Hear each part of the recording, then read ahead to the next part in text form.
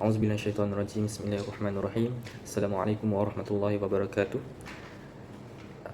Nama saya Muhammad Aiman Effendi bin Muhammad Asar, nombor matrik 080929.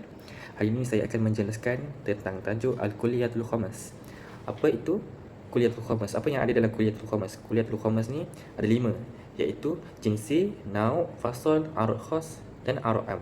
Okay, kita jelaskan 3 dulu, iaitu jinsi, nau' dan fasal. Apa itu jinsi?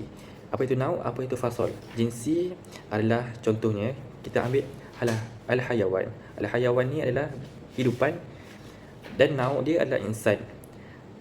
Apabila hayawan dengan insan. Okey, apa itu jinsi, nau' dan fasal? Jinsi ni jenis. Jenis ni dia di besar, dia di atas. Nau' dia di bawah. Contohnya jenis kita ambil al-hayawan. Al-hayawan ni adalah hidupan.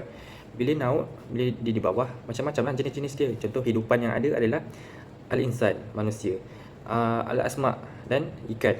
Okey. Okey, kita jelaskan tentang pembahagian jenis mengikut susunan yang tersusun. Pertama adalah jinsul ali, kedua adalah jinsul mutawassit, ketiga adalah jinsul safil.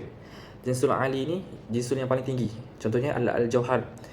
Jins mutawassit pertengahan seperti jisim. Bawah jauhar kita ada jisim.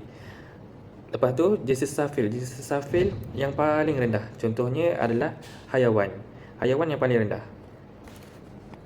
Kenapa kita tak letakkan insan yang paling rendah?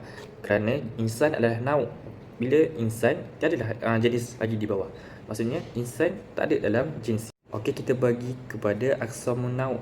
Aqsamun nau' ni terbahagi kepada 2. Pertama adalah nau' hakiki dan juga nau' idafi.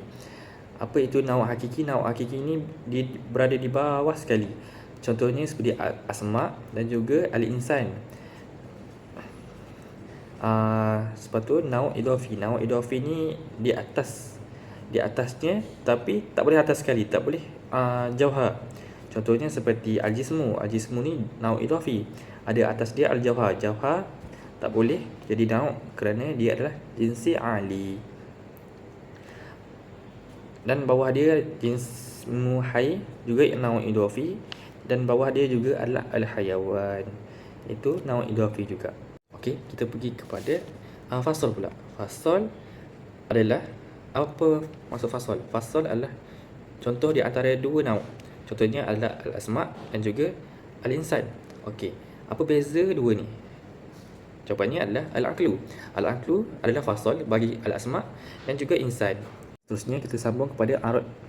Arad terbagi pada 2. Pertama adalah khas dan juga arad am. Arad, apa tu arad? Arad adalah benda tak wajib, hanya sekadar tambahan saja, iaitu berbentuk sifat. Arad khas adalah contohnya manusia ni bagi ceramah.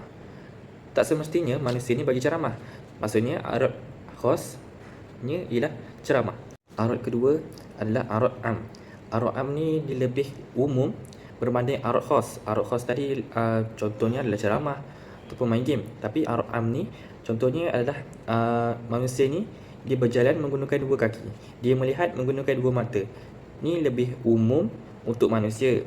Contoh lainnya lagi, sifat gelap. Sifat gelap bagi manusia tu tidak membuatkan manusia tu bukan manusia. Tidak membuatkan manusia tu hilang sifatnya daripada manusia. Arad am ni hanyalah sifat sahaja. Itu saja daripada saya. Sekian, wabillahi taufiq wa hidayah. Wassalamualaikum warahmatullahi wabarakatuh.